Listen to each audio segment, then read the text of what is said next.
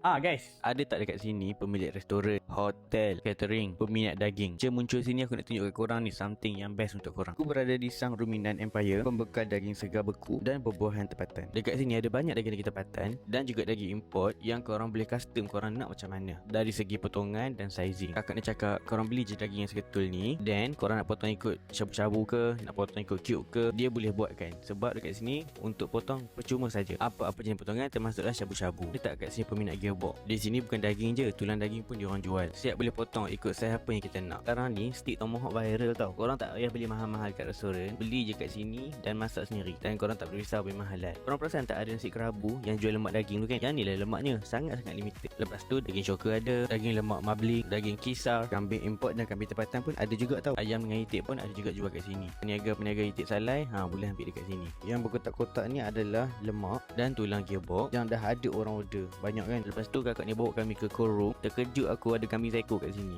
Sebab tu tak pelik lah, memang ada hotel ambil dengan diorang kambing kat sini. Wah kak, besarnya. Apa ni? Ini kita punya satu peha lembu. Ini saiz dia. Alhamdulillah kita dapat saiz yang besar. So dapatlah kita punya daging yang besar. Ini bahagian depan. Pernah dapat customer yang daripada hotel, dia memang ambil untuk peha belakang sahaja. Tapi sekarang di depan kita ada juga.